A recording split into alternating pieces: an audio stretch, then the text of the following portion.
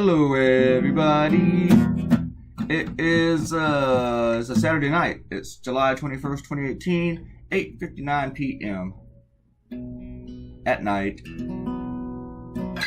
One of my housemates just got back from the beach. I did not. She did. And she just ordered Chinese food. So I thought, hey, let me go ahead and jam this video out. Got about 12 minutes. Yesterday, the news came out about that Michael Cohen has a tape of him and Trump discussing a payment to a Playmate, former Playboy Playmate, I guess. You know, was a Playmate, always a Playmate? Is that like being a Marine? Anyway, discussing the payment, and Trump wanted to be a check so that there's a record, but you know the check doesn't say Donald J. Trump Foundation, nothing like that on it. It's one of those probably shell companies. Basically, though, to keep her mouth shut before the election. This is like 2 months before election day, and this is probably a campaign finance violation. Probably has Cohen in trouble. Might have Trump in even worse trouble.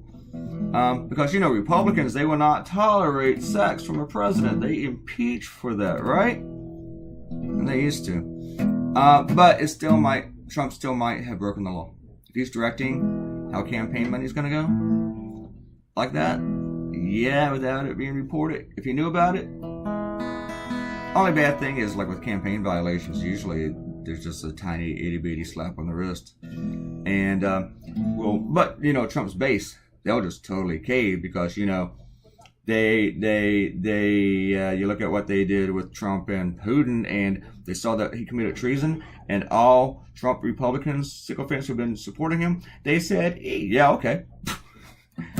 He said, we're good with that. That's fine. So, yeah, he's not in any trouble politically. No. These people are just gonna... You know, Trump said that he could shoot someone in the middle of Fifth Avenue and his supporters would still support him. That person might be Michael Cohen now, but he could also commit treason on Fifth Avenue. People would still support him. He could also pork a porn star on Fifth Avenue. They'd keep supporting him. But the question is, who leaked this? Who leaked this tape? And the other question is, well, there's a lot of questions, like how much trouble will he be in? Other question is, you know, like, will he be in trouble legally? But the question is, who leaked it? That's the first question.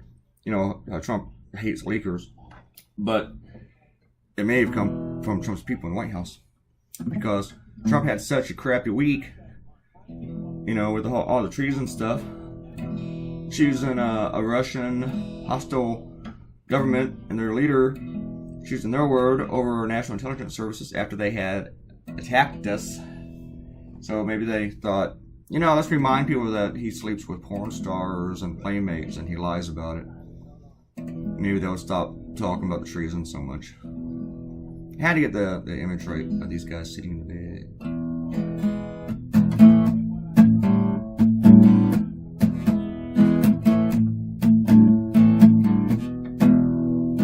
I'll tell you a guitar story, whether you want to hear it or not. I've had this guitar for a really long time. Not as long as its age, though. I've had it for way over a decade. But I knew this guitar before I bought it. Yeah, I knew it like a person.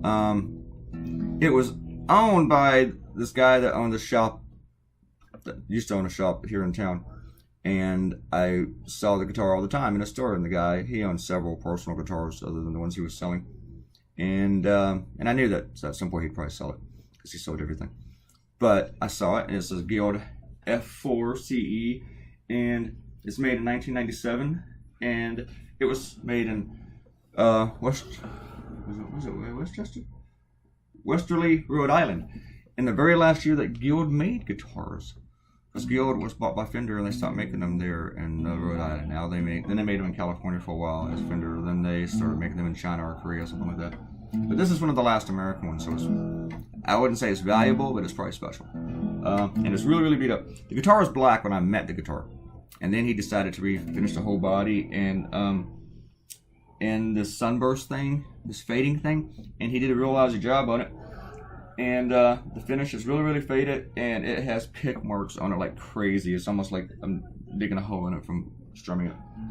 But one day, I went to a bar in the early 2000s, and this guy walks in. I had a hard time getting to figure this person in the doorway the way I wanted him. This guy walks into the bar. It's like in the afternoon. I used to go to bars a lot. And this guy had this guitar. And he told me that he had just bought it from Mike, the owner of Apple Music. And I was not upset, but I was just like, oh man, if I'd known that he was going to sell the guitar, I would have bought it. And like now I never ever see it again. And this guy was real happy about it. He was like, yeah, I got this guitar. And this was back when I had a job and had some money. Not a lot of money, but I had money. And I had enough money to go buy a $500 guitar, which is what he bought it for. And I was like, damn, I missed that deal, you know? But maybe a year later, I walked into the shop and there it was. It was sitting in there, and when I saw it, I picked it up and I thought, that's the same guitar. And then Mike came out and he told me it was the same guitar, so I knew it was anyway because I'd already seen it and I'd already played it before and stuff like that. And I didn't hesitate, and I bought it. I didn't need it. I already had an acoustic, a really great acoustic that I still like better than this one. That was actually a Korean acoustic, but I still liked it better than this American, which is weird. But that other acoustic was destroyed a couple years ago by a maniac. And I lost it, even though I've written every single song I've ever written on that guitar. It broke my heart. I still have it, some pieces in the guitar case. I just haven't been able to part with it. Guitars are like friends. So anyway, now it's my only acoustic.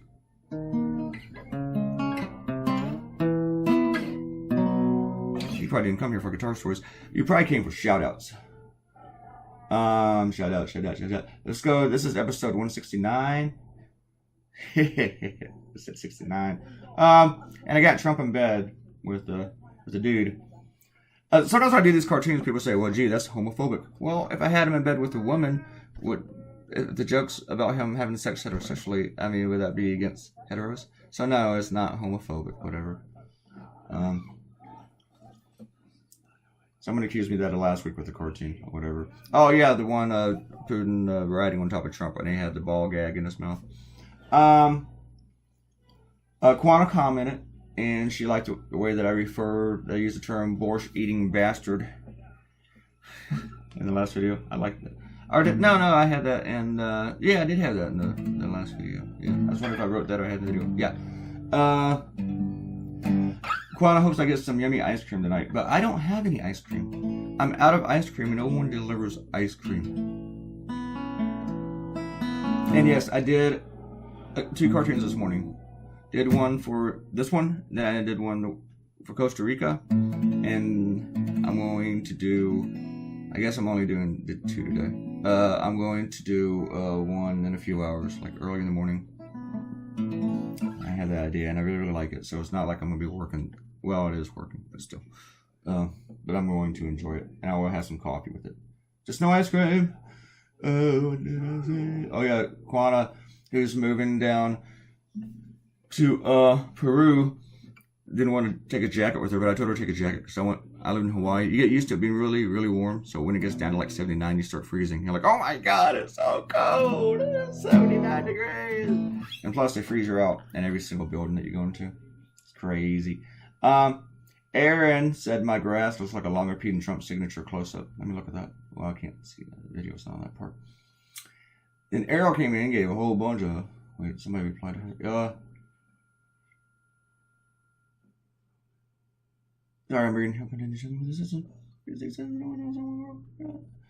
Errol's explaining the cartoon. Whole time. Oh, and Akenta... Oh, no. She's responding to Akenta.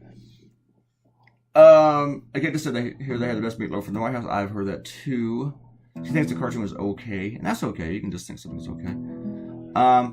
And also points out that looks like the burglar. At first she thought it was one of the gray space aliens.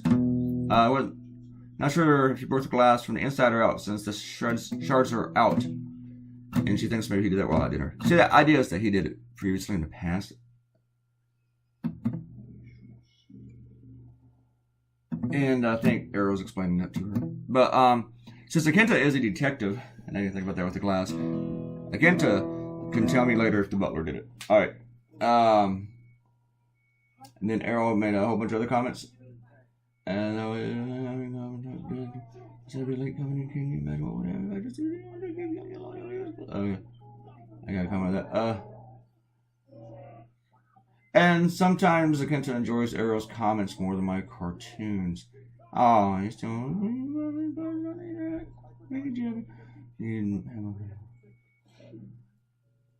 Oh, then Arrow's sucking up to me a little bit.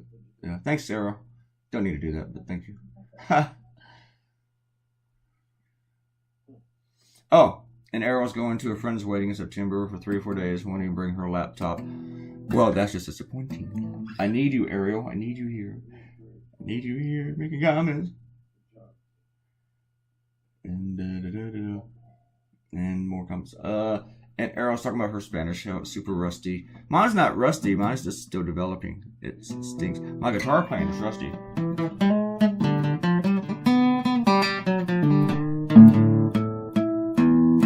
Yes. Come on, those are harmonics. I actually put them in a lot of songs, alright? Because I just dig them.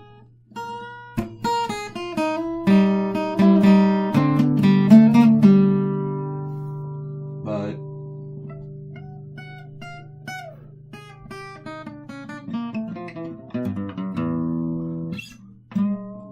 so anyway, here's your cartoon. We are done, and I hope you all had a great Saturday. Hope it was good. I did nothing but sit at home. I thought I was gonna go meet my friends again today, but they decided not to stop when they were on the way back to town.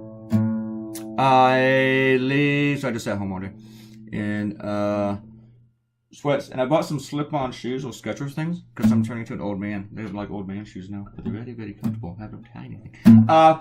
Come back tomorrow, and you'll see a new video, 170. And leave me a comment, subscribe to the channel, give us a like, and share the social media. I'll see you all later. Goodbye.